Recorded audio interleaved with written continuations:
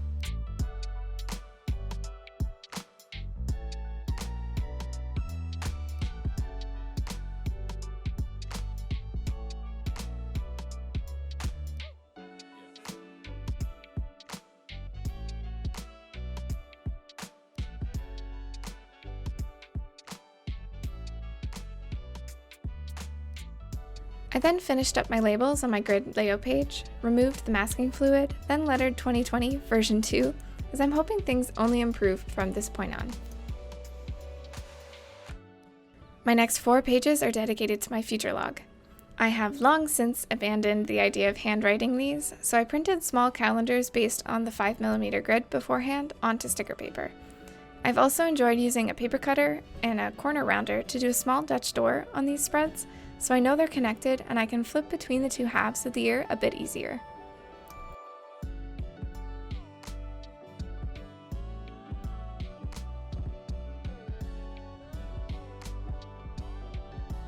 Once I added my tiny calendar, I then used some washi tape to block off the edge of the page before painting more roses.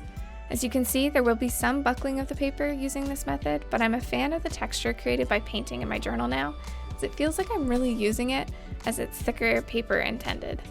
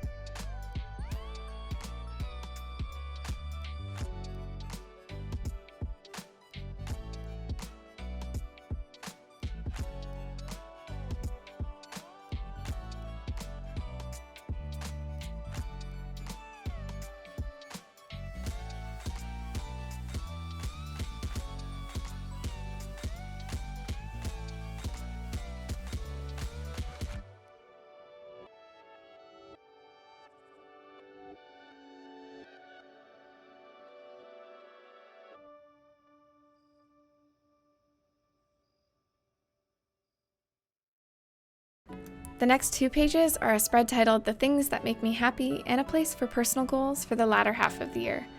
I have been trying to incorporate as many gratitude-related spreads in my journal as possible after recent events to frame things as positively as possible. One large goal I just recently completed was my Master of Science, and I'm excited to have more time to dedicate to being creative.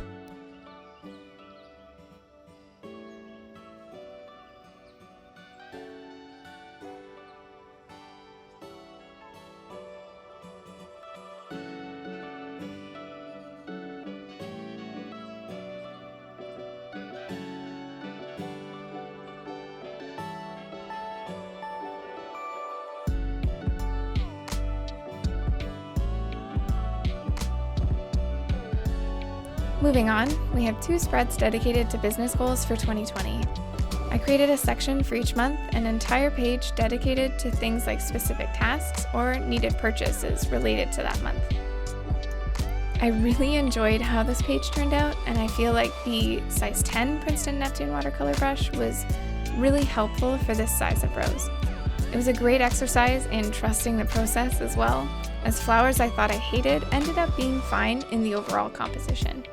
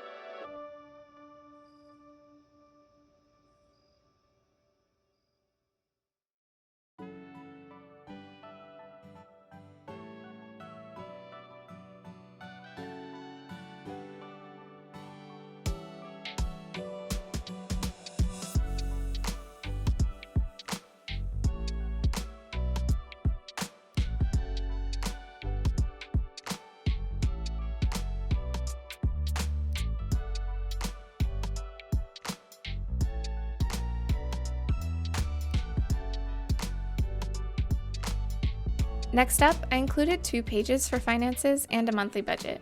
I tried my best to adhere to the 50-30-20 rule, where 50% of income goes to fixed expenses, 30% to variable expenses, and 20% to savings. I take a lot of inspiration from the financial diet here on YouTube, and I've enjoyed creating realistic financial goals and adhering to the financial pyramid when setting up my accounts. This includes prioritizing always having more than your minimum checking balance, having your emergency savings, and then looking at short to long-term savings. Now that I'm done school, one financial goal will be ensuring all of my student loans have been paid properly and on time. I wish I centered my ultramarine blue roses a bit better around finance on this page, but I think it worked out okay in the end.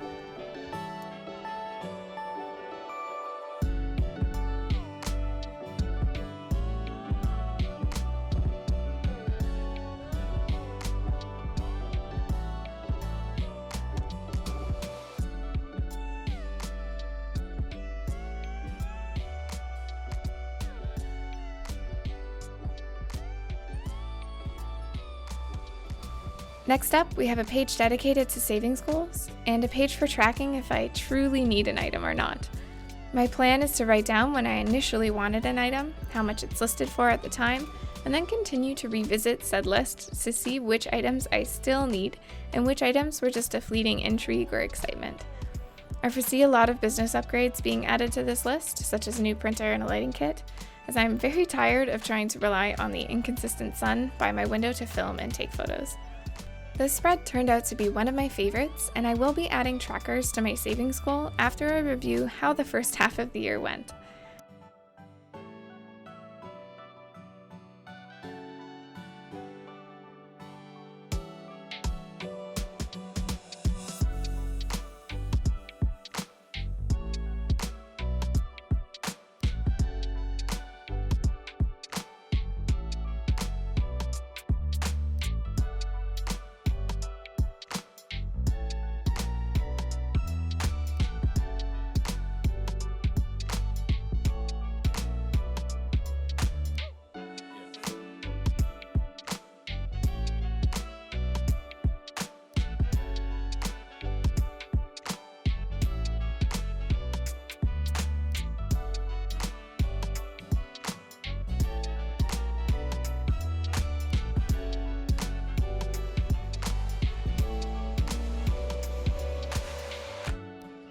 Last but not least, I wanted a spread for tracking video and project ideas for the rest of the year.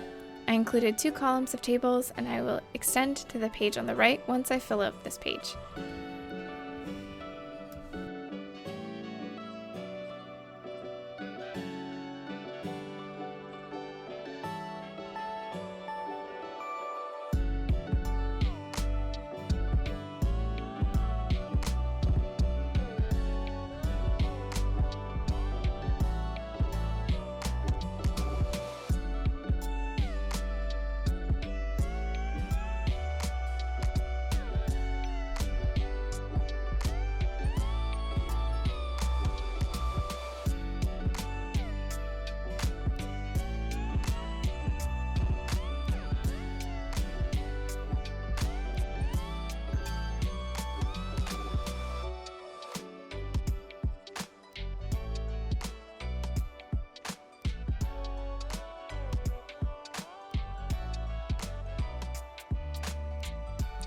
I am very happy with how these spreads turned out, and I can't wait to post my July 2020 setup.